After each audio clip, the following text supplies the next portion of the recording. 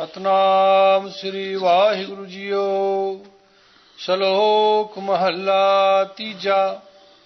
ਜਨਮ ਜਨਮ ਕੀ ਇਸ ਮਨ ਕੋ ਮਲ ਲਾਗੀ, ਕਾਲਾ ਹੋਆ ਸਿਆਓ। ਖਨਲੀ ਧੋਤੀ ਉਜਲੀ ਨਾ ਹੋਵਈ, ਜੇ ਸੋ ਧੋਵਣ ਪਾਓ। ਗੁਰ ਪ੍ਰਸਾਦੀ ਜੀਵਤ ਮਰੈ, ਉਲਟੀ ਹੋਵੈ ਮਤ ਬਦਲਾਓ। ਨਾਨਕ ਮੈਲ ਨਾ ਲੱਗਈ, ਨਾ ਫਿਰ ਜੋਨੀ ਪਾਓ।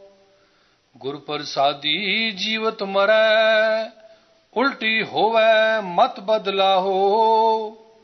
ਨਾਨਕ ਮੈਲ ਨਾ ਲੱਗਈ, ਨਾ ਫਿਰ ਜੋਨੀ ਪਾਓ। ਜਨਮ ਜਨਮ ਕੀ ਇਸ ਮਨ ਕੋ ਮਲ ਲਾਗੀ, ਕਾਲਾ ਹੋਆ ਸਿਆਓ।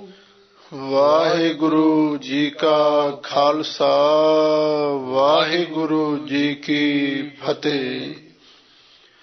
ਪਰਮ ਸਨਮਾਨਯੋਗ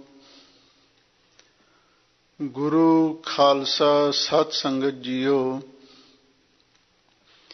ਸਤਿਗੁਰੂ ਨੇ ਅਪਾਰ ਬਖਸ਼ਿਸ਼ ਕੀਤੀ। ਆਪ ਸੰਗਤਾਂ ਸਤਿਗੁਰੂ ਦੀ ਪਾਵਨ ਅੰਮ੍ਰਿਤ ਰੂਪ ਬਾਣੀ ਦੀ ਲੜੀਵਾਰ ਕਥਾ ਵਿਚਾਰ ਸਰਵਣ ਕਰ ਰਹੇ ਹੋ।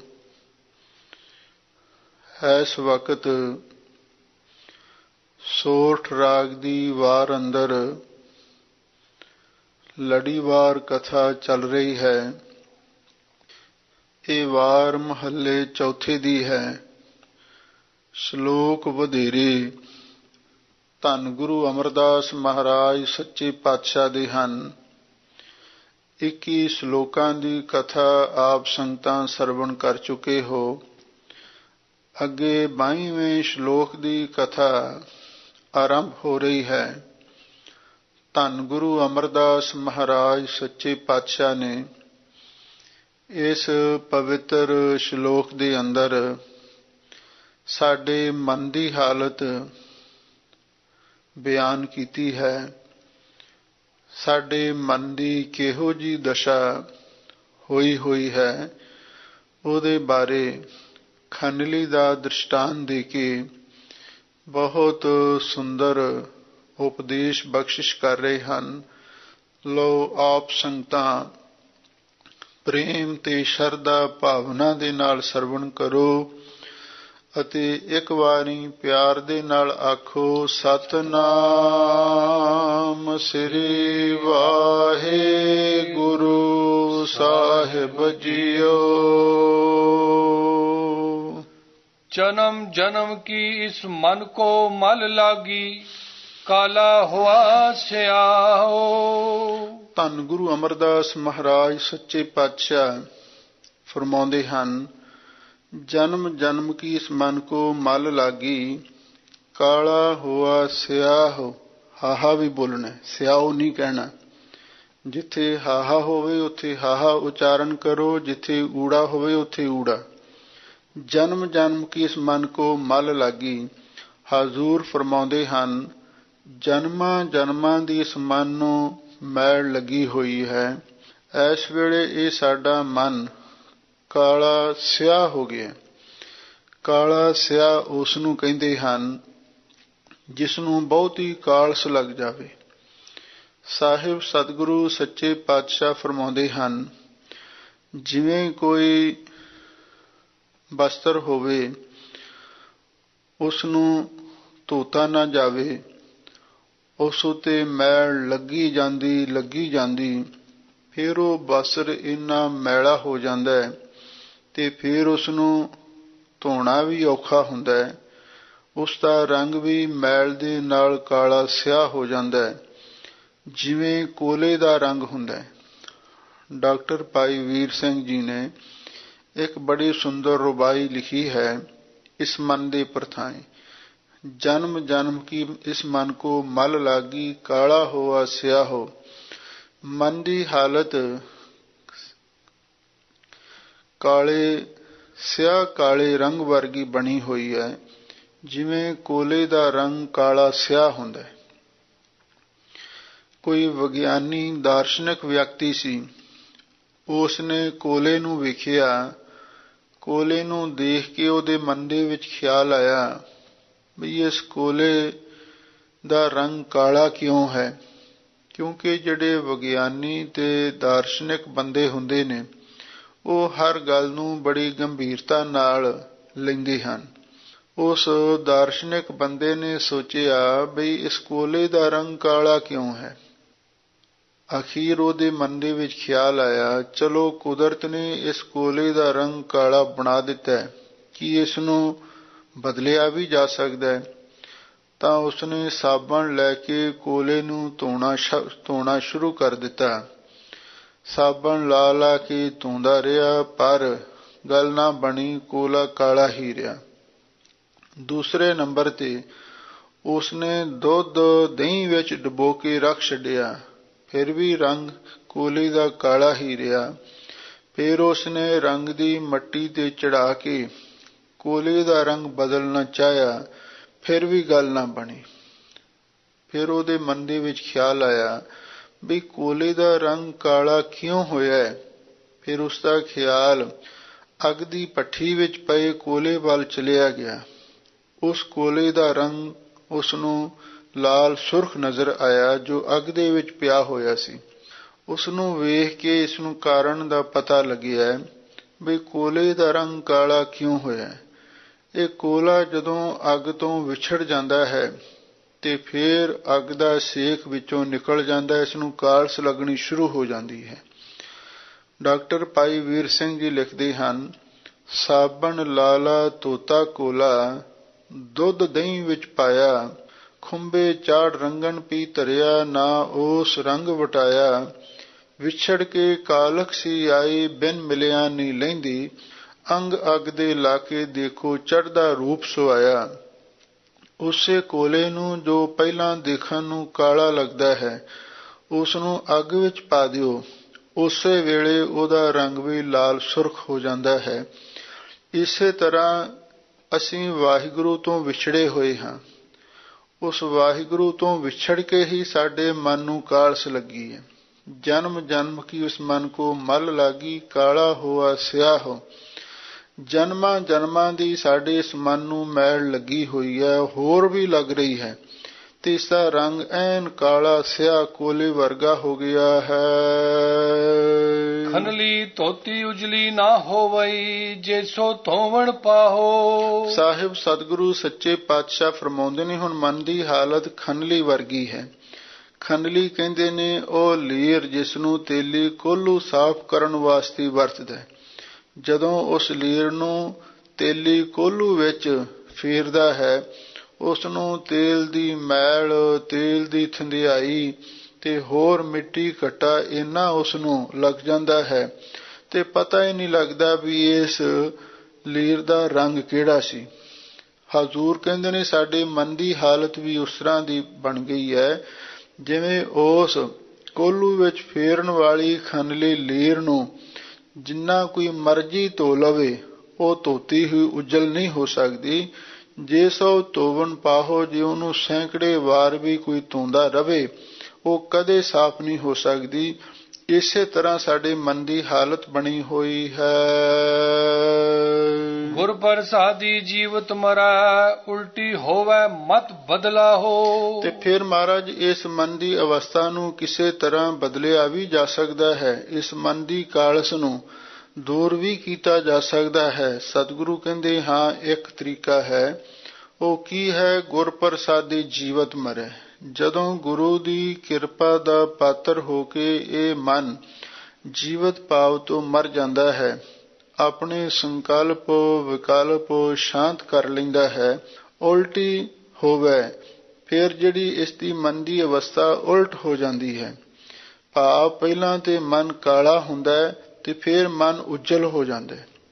ਮਤ ਬਦਲਾਹੋ, ਤੇ ਜਿਹੜੀ ਮਨ ਦੀ ਮਤ ਹੈ ਉਹ ਵੀ ਬਦਲ ਜਾਂਦੀ ਹੈ। ਪਹਿਲਾਂ ਤੇ ਸਾਡੇ ਮਨ ਦੀ ਮਤ ਵਿਸ਼ੇ ਵਿਸ਼ੈਣੀ ਹੁੰਦੀ ਹੈ।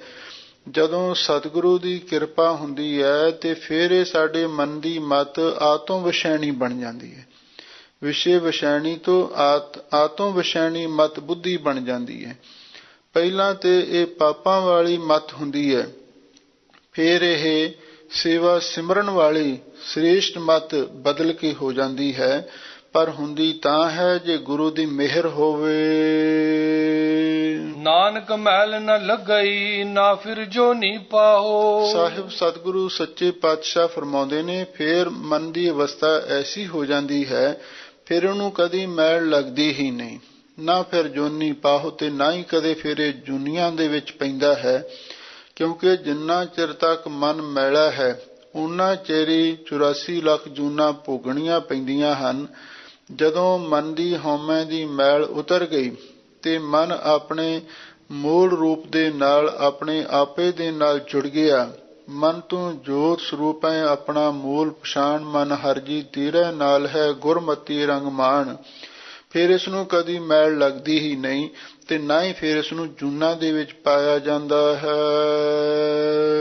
ਮਹੱਲਾ ਤੀਜਾ। ਚੌ ਜੁਗੀ ਕਲ ਕਾਲੀ ਕਾਂਡੀ, ਇੱਕ ਉੱਤਮ ਪਦਵੀ ਇਸ ਜੁਗ ਮਾਹੇ। ਧੰਨ ਗੁਰੂ ਅਮਰਦਾਸ ਮਹਾਰਾਜ ਸੱਚੇ ਪਾਤਸ਼ਾਹ ਹੁਣ ਅੱਗੇ ਫਿਰ ਪਾਵਨ ਪਵਿੱਤਰ ਉਪਦੇਸ਼ ਬਖਸ਼ਿਸ਼ ਕਰਦੇ ਹਨ। ਚਾਹੋ ਜੁਗੀ ਕਲ ਕਾਲੀ ਕਾਂਡੀ, ਚਾਰੇ ਯੁਗਾਂ ਦੇ ਅੰਦਰ ਜੋ ਕਲਯੁਗ ਦੀ ਅਵਸਥਾ ਹੈ, ਕਲਯੁਗ ਦੀ ਕਿਰਿਆ ਹੈ, ਕਾਲੀ ਕਾਂਡੀ, ਉਹ ਕਾਲੇ ਰੰਗ ਦੀ ਪਾਪਮਈ ਆਖੀ ਜਾਂਦੀ ਹੈ। ਚਾਰੇ ਯੁਗਾਂ ਦੇ ਵਿੱਚੋਂ ਜਿਹੜੀ ਕਲਯੁਗ ਦੀ ਕਿਰਿਆ ਹੈ, ਕਲਯੁਗ ਦੀ ਦਸ਼ਾ ਹੈ, ਉਸ ਨੂੰ ਕਾਲਾ ਆਖਿਆ ਜਾਂਦਾ ਹੈ। ਇੱਕ ਉੱਤਮ ਪਦਵੀ ਇਸ ਯੁਗ ਮਾਹੇ। ਪਰ ਧੰਨ ਗੁਰੂ ਅਮਰਦਾਸ ਮਹਾਰਾਜ ਸੱਚੇ ਪਾਤਸ਼ਾਹ ਫਰਮਾਉਂਦੇ ਨੇ, ਇਸ ਕਲਯੁਗ ਦੇ ਵਿੱਚ ਇੱਕ ਉੱਤਮ ਪਦਵੀ ਵੀ ਹੈ, ਇੱਕ ਬੜੀ ਅੱਛੀ ਉੱਤਮ ਅਵਸਥਾ ਵੀ ਹੈ, ਉਸ ਨੂੰ ਵੀ ਪ੍ਰਾਪਤ ਕਰਨਾ ਚਾਹੀਦਾ ਹੈ। ਗੁਰਮੁਖ ਹਰ ਕੀਰਤ ਫਲ ਪਾਈਐ, ਜਿਨ ਕੋ ਹਰ ਲਿਖ ਪਾਹੇ। ਭਾਵੇਂ ਚਾਰੇ ਯੁਗਾਂ ਦੇ ਵਿੱਚੋਂ ਕਲਯੁਗ ਦੀ ਸਾਰੀ ਕਿਰਿਆ ਤੇ ਅਵਸਥਾ ਕਾਲੀ ਪਾਪਮਈ ਬਿਆਨ ਕੀਤੀ ਗਈ ਹੈ, ਪਰ ਇਸ ਦੇ ਵਿੱਚ ਇੱਕ ਉੱਤਮ ਪਦਵੀ ਵੀ ਹੈ, ਇੱਕ ਉੱਤਮ ਅਵਸਥਾ ਵੀ ਹੈ। ਉਹ ਕੀ ਹੈ? ਗੁਰਮੁਖ ਹਰ ਕੀਰਤ ਫਲ ਪਾਈਐ। ਗੁਰੂ ਦੁਆਰਾ ਵਾਹਿਗੁਰੂ ਦੀ ਕੀਰਤਨ ਭਗਤੀ ਦਾ ਫਲ ਪ੍ਰਾਪਤ ਕਰਨਾ ਚਾਹੀਦਾ। ਇਸ ਦੇ ਨਾਲ ਸਾਨੂੰ ਬਹੁਤ ਉੱਤਮ ਪਦਵੀ ਬ੍ਰਹਮ ਗਿਆਨ ਦੀ ਪ੍ਰਾਪਤ ਹੋ ਸਕਦੀ ਹੈ। ਪਰ ਇਸ ਵਾਹਿਗੁਰੂ ਦੀ ਸਿਫਤ ਸਲਾਹ ਦੇ ਫਲ ਨੂੰ ਕੌਣ ਪ੍ਰਾਪਤ ਕਰਦਾ ਹੈ? ਜਿਨ ਕੋ ਹਰ ਲਿਖ ਪਾਹੇ, ਜਿਨ੍ਹਾਂ ਦੇ ਮੱਥੇ ਤੇ ਵਾਹਿਗੁਰੂ ਨੇ ਕੋਈ ਚੰਗਾ ਲੇਖ ਲਿਖਿਆ ਹੁੰਦਾ ਹੈ, ਉਹੀ ਉਸ ਸਿਫਤ ਸਲਾਹ ਦੇ ਫਲ ਨੂੰ, ਮੇਵੇ ਨੂੰ ਪ੍ਰਾਪਤ ਕਰਦੇ ਹਨ। ਨਾਨਕ ਗੁਰ ਪ੍ਰਸਾਦੀ ਅੰਦਿਨ ਭਗਤ ਹਰ ਉਚਰੈ, ਹਰ ਭਗਤੀ ਮਾਹੇ ਸਮਾਏ। ਧੰਨ ਗੁਰੂ ਅਮਰਦਾਸ ਮਹਾਰਾਜ ਸੱਚੇ ਪਾਤਸ਼ਾਹ ਫਰਮਾਉਂਦੇ ਨੇ, ਫਿਰ ਉਹ ਗੁਰਮੁਖ ਵਿਅਕਤੀ ਗੁਰੂ ਦੀ ਕਿਰਪਾ ਦੇ ਪਾਤਰ ਹੋ ਕੇ ਦਿਨ ਰਾਤ ਭਗਤੀ ਕਰਦੇ ਹਨ ਤੇ ਹਰ ਵੇਲੇ ਵਾਹਿਗੁਰੂ ਵਾਹਿਗੁਰੂ ਜਪਦੇ ਹਨ। ਹਰ ਭਗਤੀ ਮਾਹੇ ਸਮਾਏ, ਤੇ ਫਿਰ ਵਾਹਿਗੁਰੂ ਦੀ ਭਗਤੀ ਕਰਦਿਆਂ ਕਰਦਿਆਂ ਉਸ ਵਾਹਿਗੁਰੂ ਦੇ ਵਿੱਚ ਹੀ ਸਮਾਹੇ ਲੀਨ ਹੋ ਜਾਂਦੇ ਹਨ। ਪੌੜੀ ਹਰ ਹਰ ਮੇਲ ਸਾਧ ਜਨ ਸੰਗਤ, ਮੁਖ ਬੋਲੀ ਹਰ ਹਰ ਪੱਲੀ ਬਾਣ। ਪੌੜੀ ਵਿੱਚ ਧੰਨ ਗੁਰੂ ਰਾਮਦਾਸ ਮਹਾਰਾਜ ਪਾਵਨ ਪਵਿੱਤਰ ਉਪਦੇਸ਼ ਬਖਸ਼ਿਸ਼ ਕਰਦੇ ਹਨ। ਅਕਾਲ ਪੁਰਖ ਵਾਹਿਗੁਰੂ ਦੇ ਚਰਨਾਂ ਵਿੱਚ ਅਰਦਾਸ ਹੈ, ਹਰ ਹਰ ਮੇਲ ਸਾਧ ਜਨ ਸੰਗਤ। ਹੇ ਵਾਹਿਗੁਰੂ ਜੀ, ਤੁਸੀਂ ਕਿਰਪਾ ਕਰਕੇ ਸਾਨੂੰ ਸਾਧੂ ਜਨਾਂ ਦੀ, ਗੁਰਮੁਖ ਸਾਧੇ ਅਸਾਧ ਸਾਧ ਸਦਾਇਆ, ਜਿਨ੍ਹਾਂ ਨੇ ਅਸਾਧ ਮਨ ਨੂੰ ਸਾਧਿਆ ਹੋਇਆ, ਐਸੇ ਮਹਾਂਪੁਰਖਾਂ ਦੀ ਸੰਗਤ ਦੇ ਨਾਲ ਮੇਲ ਦੇਵੋ। ਮੁਖ ਬੋਲੀ ਹਰ ਹਰ ਭਲੀ ਬਾਣ, ਤੇ ਅਸੀਂ ਆਪਣੇ ਮੁਖ ਤੋਂ ਵਾਹਿਗੁਰੂ ਵਾਹਿਗੁਰੂ ਵਾਹਿਗੁਰੂ ਜਪੀਏ ਤੇ ਨਾਲ ਹੀ ਭਲੀ ਬਾਣ, ਇਹਨੂੰ ਭੱਲੀ ਨਹੀਂ ਕਹਿਣਾ, ਭਲੀ ਪੋਲਾ ਜਿਹਾ ਬੋਲਣਾ, ਤੇ ਨਾਲ ਜਿਹੜੀ ਭਲੀ ਬਾਣ ਬੜੀ ਉੱਤਮ ਸ੍ਰੇਸ਼ਟ ਬਾਣੀ ਹੈ ਸਤਿਗੁਰੂ ਦੀ, ਇਹਨੂੰ ਰਸਨਾ ਦੁਆਰਾ ਉਚਾਰਨ ਕਰੀਏ। ਹਰ ਗੁਣ ਗਾਵਾਂ ਹਰ ਨਿਰਚਵਾ, ਗੁਰਮਤੀ ਹਰ ਰੰਗ ਸਦਾ ਮਾਣ। ਹੇ ਵਾਹਿਗੁਰੂ ਜੀ, ਮੈਂ ਉਹਨਾਂ ਗੁਰਮੁਖਾਂ ਦੀ ਸੰਗਤ ਵਿੱਚ ਜਾ ਕੇ ਹਰ ਗੁਣ ਗਾਵਾਂ, ਮੈਂ ਹਰ ਵੇਲੇ ਵਾਹਿਗੁਰੂ ਦੇ ਗੁਣ ਗਾਉਂਦਾ ਰਵਾਂ ਤੇ ਗੁਰਮਤੀ ਹਰ ਨਿਤ ਚਵਾਂ, ਤੇ ਨਾਲ ਹਮੇਸ਼ਾ ਵਾਹਿਗੁਰੂ ਦੇ ਜਸ ਨੂੰ ਵੀ ਉਚਾਰਨ ਕਰਾਂ, ਨਾਲੇ ਵਾਹਿਗੁਰੂ ਦੇ ਗੁਣ ਗਾਵਾਂ, ਨਾਲੇ ਵਾਹਿਗੁਰੂ ਵਾਹਿਗੁਰੂ ਨਾਮ ਜਪਾਂ। ਗੁਰਮਤੀ ਹਰ ਰੰਗ ਸਦਾ ਮਾਣ, ਤੇ ਗੁਰਮਤਿ ਦੁਆਰਾ ਮੈਂ ਉਸ ਵਾਹਿਗੁਰੂ ਦੇ ਰੰਗ ਨੂੰ, ਉਸ ਦੇ ਮਿਲਾਪ ਦੇ ਆਨੰਦ ਨੂੰ, ਉਹਦੇ ਸੁਹਾਗ ਦੇ ਆਨੰਦ ਨੂੰ ਹਮੇਸ਼ਾ ਲਈ ਮਾਣਦਾ ਰਵਾਂ। ਹਰ ਜਪ ਜਪ ਔਖਦ ਖਾਧਿਆ, ਸਭ ਰੋਗ ਗਵਾਤੇ ਦੁੱਖਾ ਕਾਣ। ਸਾਹਿਬ ਸਤਿਗੁਰੂ ਸੱਚੇ ਪਾਤਸ਼ਾਹ ਫਰਮਾਉਂਦੇ ਨੇ, ਭਾਈ ਜਿਨ੍ਹਾਂ ਨੇ ਵਾਹਿਗੁਰੂ ਵਾਹਿਗੁਰੂ ਜਪ ਜਪ ਕੇ ਔਖਦ ਖਾਧਿਆ, ਇਸ ਨਾਮ ਦੀ ਔਸ਼ਧੀ ਨੂੰ ਖਾ ਲਿਆ ਹੈ। ਵਾਹਿਗੁਰੂ ਦਾ ਨਾਮ ਜਪ ਜਪ ਕੇ ਜਿਨ੍ਹਾਂ ਨੇ ਇਸ ਨਾਮ ਦੀ ਦਾਰੂ ਨੂੰ ਖਾ ਲਿਆ, ਭਾਵ ਆਪਣੇ ਅੰਦਰ ਵਸਾ ਲਿਆ, ਸਭ ਰੋਗ ਗਵਾਤੇ ਦੁੱਖਾ ਕਾਣ। ਉਹਨਾਂ ਨੇ ਸਾਰੇ ਹੀ ਰੋਗ ਗਵਾ ਲਏ, ਕਿਉਂਕਿ ਰੋਗ ਬੇਅੰਤ ਨੇ, ਤੇ ਨਾਲ ਦੁੱਖਾਂ ਕਾਣ, ਜਿਹੜੇ ਦੁੱਖਾਂ ਦੀ ਕਾਣ ਢੇਰੀ ਸੀ, ਦੁੱਖਾਂ ਦਾ ਅੰਬਾਰ ਸੀ, ਉਸ ਨੂੰ ਵੀ ਉਹਨਾਂ ਨੇ ਨਾਲ ਹੀ ਨਾਸ਼ ਕਰ ਦਿੱਤਾ। ਜਿਨ੍ਹਾਂ ਸਾਸ ਗਿਰਾਸ ਨਾ ਵਿਸਰੈ, ਸੇ ਹਰ ਜਨ ਪੂਰੇ ਸਹੀ ਜਾਣ। ਤੇ ਫਿਰ ਮਹਾਰਾਜ ਪੂਰਨ ਮਹਾਂਪੁਰਖ ਕਿਸ ਨੂੰ ਆਖਿਆ ਜਾਂਦਾ ਹੈ? ਤਾਂ ਹਜ਼ੂਰ ਕਹਿੰਦੇ, ਜਿਨ੍ਹਾਂ ਸਾਸ ਗਰਾਸ ਨਾ ਵਿਸਰੈ, ਜਿਨ੍ਹਾਂ ਨੂੰ ਆਉਂਦੇ ਜਾਂਦੇ ਸਵਾਸਾਂ ਦੇ ਨਾਲ ਕਦੇ ਵੀ ਅਕਾਲ ਪੁਰਖ ਵਾਹਿਗੁਰੂ ਨਹੀਂ ਭੁੱਲਦਾ, ਤੇ ਉਹ ਅਸਲੀ ਵਾਹਿਗੁਰੂ ਦੇ ਪੂਰੇ ਜਨ ਸਹੀ ਨਿਸ਼ਚੇ ਕਰਕੇ ਉਹਨਾਂ ਨੂੰ ਵਾਹਿਗੁਰੂ ਦੇ ਪੂਰੇ ਭਗਤ, ਪੂਰੇ ਮਹਾਂਪੁਰਖ ਜਾਣਨਾ ਚਾਹੀਦਾ ਹੈ। ਜੋ ਗੁਰਮੁਖ ਹਰਿਆ ਰਾਧ ਦੇ, ਤਿਨ ਚੂਕੀ ਜਮ ਕੀ ਜਗਤ ਕਾਣ। ਧੰਨ ਗੁਰੂ ਅਰਜਨ ਦੇਵ ਮਹਾਰਾਜ ਦੇ ਵੀ ਬਚਨ ਨੇ, ਜਿਨ੍ਹਾਂ ਸਾਸ ਗਰਾਸ ਨਾ ਵਿਸਰੈ, ਹਰ ਨਾਮਾ ਮਨ ਮੰਤ, ਧਨ ਸੇ ਸੇਈ ਨਾਨਕਾ ਪੂਰਨ ਸੋਈ ਸੰਤ। ਜਿਨ੍ਹਾਂ ਨੂੰ ਆਉਂਦੇ ਜਾਂਦੇ ਸਵਾਸਾਂ ਦੇ ਨਾਲ ਕਦੇ ਵੀ ਵਾਹਿਗੁਰੂ ਨਹੀਂ ਭੁੱਲਦਾ, ਸਹੀ ਨਿਸ਼ਚੇ ਕਰਕੇ ਉਹੀ ਪੂਰੇ ਵਾਹਿਗੁਰੂ ਦੇ ਭਗਤ ਨੇ, ਉਹੀ ਸੰਤ ਮਹਾਂਪੁਰਖਾਂ ਨੇ। ਇਸ ਗੱਲ ਨੂੰ ਜਾਣ ਲਓ, ਜੋ ਗੁਰਮੁਖ ਹਰ ਆਰਾਧ ਦੇ, ਜੋ ਗੁਰੂ ਦੇ ਸਨਮੁਖ ਹੋ ਕੇ ਹਰ ਵੇਲੇ ਵਾਹਿਗੁਰੂ ਵਾਹਿਗੁਰੂ ਨੂੰ ਸਿਮਰਦੇ ਹਨ, ਤਿੰਨ ਚੁੱਕੀ ਜਮ ਕੀ ਜਗਤ ਕਾਣ। ਫਿਰ ਉਹਨਾਂ ਦੀ ਜਮਾਂ ਦੀ ਕਾਨ ਕਨੌੜ ਵੀ ਚੁੱਕੀ ਗਈ, ਤੇ ਸੰਸਾਰ ਦੀ ਵੀ ਕਾਨ ਕਨੌੜ ਉਹਨਾਂ ਨੇ ਛੱਡ ਦਿੱਤੀ। ਸ਼ਲੋਕ ਮਹੱਲਾ ਤੀਜਾ। ਰੇ ਜਨ ਉਥਾਰੈ ਦਬਿਓ, ਸੁਤਿਆਂ ਗਈ ਵਿਹਾਏ। ਧੰਨ ਗੁਰੂ ਅਮਰਦਾਸ ਮਹਾਰਾਜ ਸੱਚੇ ਪਾਤਸ਼ਾਹ ਹੁਣ ਇਸ ਮਨੁੱਖ ਨੂੰ ਉਪਦੇਸ਼ ਦਿੰਦੇ ਹਨ, ਰੇ ਜਨ ਉਥਾਰੈ ਦਬਿਓ, ਕਿ ਐ ਪੁਰਸ਼, ਤੂੰ ਉਸ ਨੀਂਦ ਦੇ ਉਥਾਰੇ ਦੇ ਨਾਲ, ਉਸ ਨੀਂਦ ਦੇ ਭਾਰ ਦੇ ਨਾਲ ਦਬਿਆ ਹੋਇਆ। ਸੁਤਿਆਂ ਗਈ ਵਿਹਾਈ, ਤੂੰ ਐਸਾ ਮੋਹ ਮਾਇਆ ਦੀ ਨੀਂਦ ਵਿੱਚ ਘੋਖ ਸੁਤਾ ਪਿਆ ਹੈ, ਸੁਤਿਆਂ ਹੋਇਆਂ ਹੀ ਤੇਰੀ ਸਾਰੀ ਉਮਰ ਲੰਘ ਗਈ ਹੈ। ਜਿਵੇਂ ਕਿ ਸਤਿਗੁਰੂ ਮਹਾਰਾਜ ਸੱਚੇ ਪਾਤਸ਼ਾਹ ਦੇ ਬਚਨ ਨੇ ਕਿ ਇਹ ਮਨੁੱਖ ਕਿਵੇਂ ਉਸ ਨੀਂਦ ਦੇ ਭਾਰ ਦੇ ਹੇਠਾਂ ਦਬਿਆ ਹੋਇਆ ਹੈ, ਇਹਦੀ ਸੁਤਿਆਂ ਹੋਇਆਂ ਹੀ ਸਾਰੀ ਉਮਰ ਲੰਘ ਜਾਂਦੀ ਹੈ। ਸੁਤੜੇ ਅਸੰਖ ਮਾਇਆ ਝੂਠੀ ਕਾਰਨੇ, ਨਾਨਕ ਸੇ ਜਾ ਗੰਜੇ ਰਸਨਾ ਨਾਮ ਉਚਾਰਨੇ। ਕਲਗੀਧਰ ਪਾਤਸ਼ਾਹ ਦੇ ਵੀ ਬੜੇ ਸੁੰਦਰ ਉਪਦੇਸ਼ ਹਨ। ਪ੍ਰਾਨੀ ਪਰਮ ਪੁਰਖ ਪਗ ਲਾਗੋ, ਸੋਵਤ ਕਹਾਂ ਮੋਹ ਨਿੰਦਰਾ ਮਹਿ, ਕਬਹੂ ਸੁਚਿਤ ਹੋਇਆ ਜਾਗੋ। ਸਾਡੀ ਸੁਤਿਆਂ ਹੋਇਆਂ ਹੀ ਉਮਰ ਲੰਘ ਜਾਂਦੀ ਹੈ।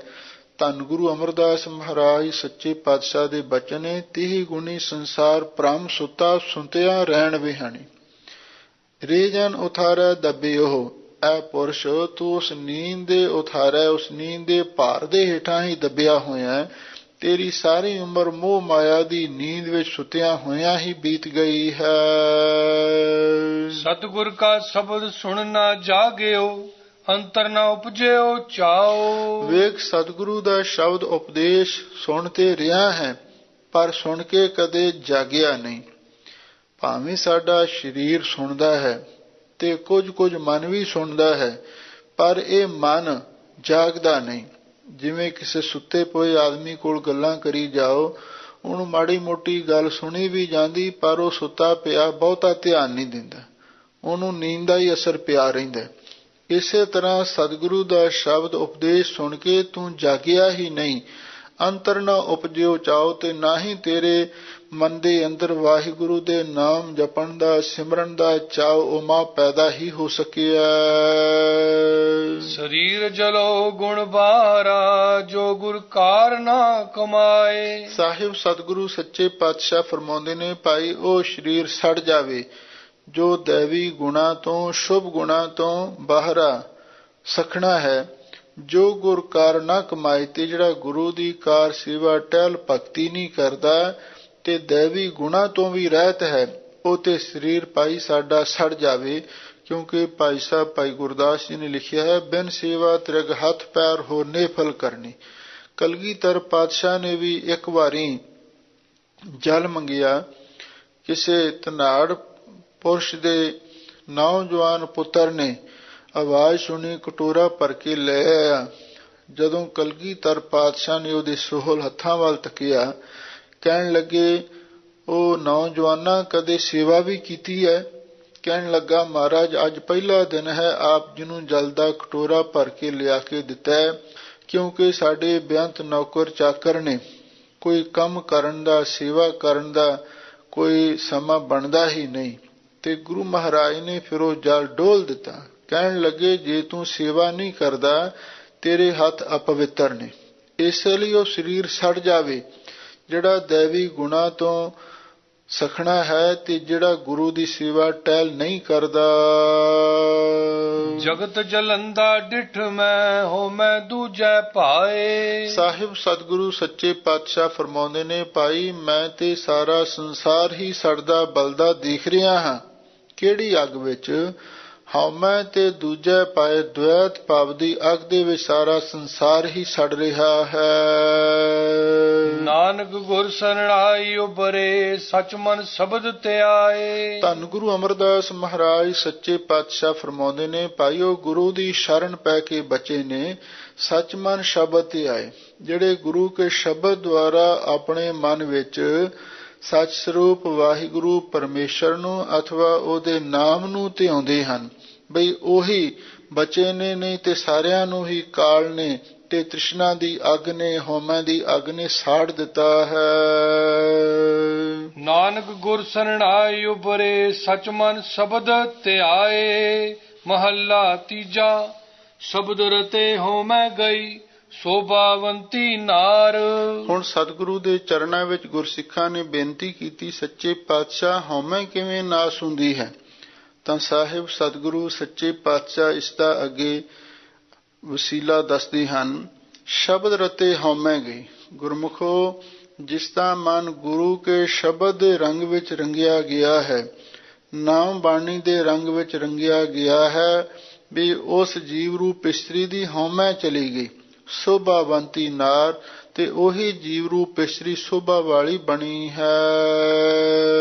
ਫਿਰ ਕੈ ਭਾਣੈ ਸਦਾ ਚਲੈ ਤਾਂ ਬਨਿਆ ਸੀ ਘਰ। ਸਾਹਿਬ ਸਤਿਗੁਰੂ ਸੱਚੇ ਪਾਤਸ਼ਾਹ ਫਰਮਾਉਂਦੇ ਨੇ, ਫਿਰ ਉਹ ਹਮੇਸ਼ਾ ਲਈ ਪਤੀ ਪਰਮੇਸ਼ਰ ਦੇ ਭਾਣੇ ਵਿੱਚ ਚੱਲਦੀ ਹੈ, ਭਾਵ ਉਸ ਪਤੀ ਦੀ ਰਜ਼ਾ ਤੇ ਹੁਕਮ ਦੇ ਵਿੱਚ ਚੱਲਦੀ ਹੈ। ਤਾਂ ਬਣਿਆ ਸੀਗਾਰ, ਤਾਂ ਹੀ ਉਹਦਾ ਕੀਤਾ ਸ਼ਿੰਗਾਰ ਬਣਿਆ ਫਵਿਆ ਹੈ।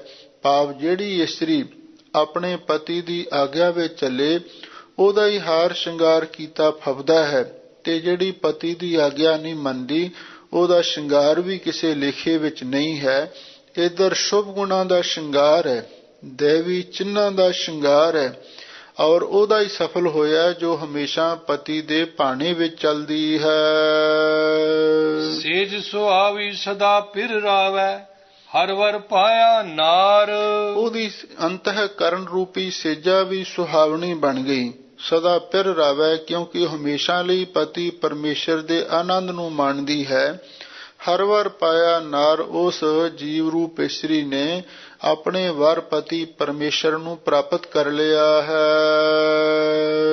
ਨਾ ਹਰ ਮਰੈ ਨਾ ਕਦੇ ਦੁੱਖ ਲਾਗੈ ਸਦਾ ਸੁਹਾਗਣ ਨਾਰ। ਸਾਹਿਬ ਸਤਿਗੁਰੂ ਸੱਚੇ ਪਾਤਸ਼ਾਹ ਫਰਮਾਉਂਦੇ ਨੇ, ਉਹ ਅਕਾਲ ਪੁਰਖ ਵਾਹਿਗੁਰੂ ਪਰਮੇਸ਼ਰ ਨਾ ਕਦੀ ਮਰਦਾ ਹੈ, ਨਾ ਕਦੀ ਉਸ ਨੂੰ ਦੁੱਖ ਹੀ ਲੱਗਦਾ ਹੈ।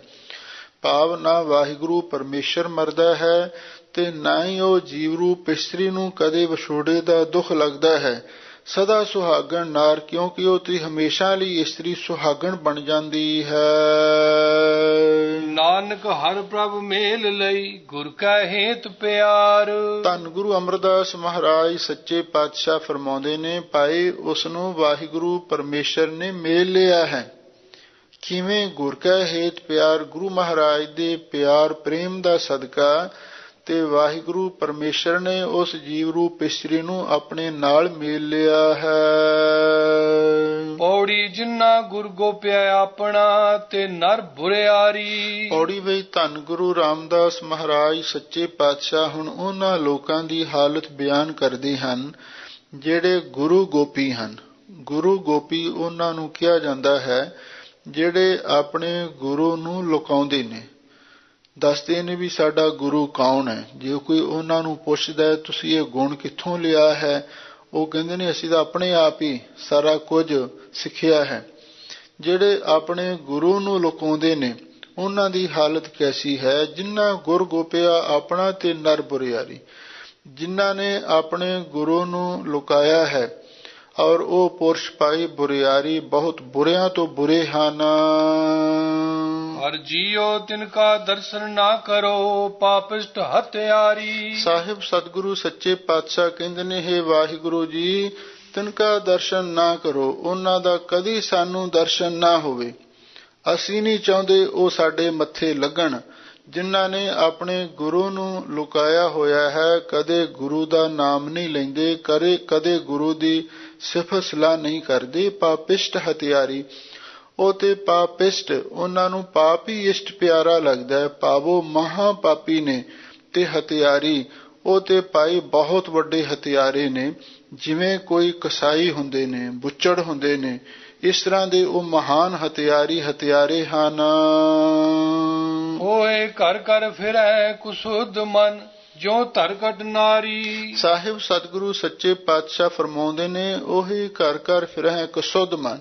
ਕੁਸੁਧ ਦਾ ਅਰਥ ਹੈ ਉਹਨਾਂ ਦੇ ਮਨ ਅਪਵਿੱਤਰ ਨੇ, ਉਹਨਾਂ ਦੇ ਮਨ ਭ੍ਰਿਸ਼ਟੇ ਹੋਏ ਨੇ, ਮਨ ਦੇ ਵਿੱਚ ਪਾਪ ਤੇ ਵਿਕਾਰ ਨੇ।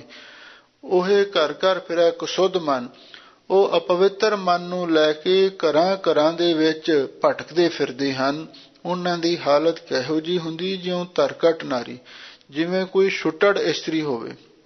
ਜਿਵੇਂ ਕਿਸੇ ਇਸਤਰੀ ਦਾ ਤਲਾਕ ਹੋ ਜਾਵੇ ਤੇ ਉਹਦੇ ਮਨ ਦੇ ਵਿੱਚੋਂ ਪਤੀ ਦਾ ਡਰ ਨਿਕਲ ਜਾਂਦਾ ਹੈ, ਫਿਰ ਉਹ ਘਰਾਂ ਘਰਾਂ ਦੇ ਵਿੱਚ ਮੰਦ ਭਾਵਨਾ ਨੂੰ ਲੈ ਕੇ ਭਟਕਦੀ ਫਿਰਦੀ ਹੈ। ਇਸੇ ਤਰ੍ਹਾਂ ਉਸ ਮਨੁੱਖ ਦੀ ਹਾਲਤ ਹੈ ਜਿਹੜਾ ਗੁਰੂ ਨੂੰ ਲੁਕਾਉਂਦਾ ਹੈ।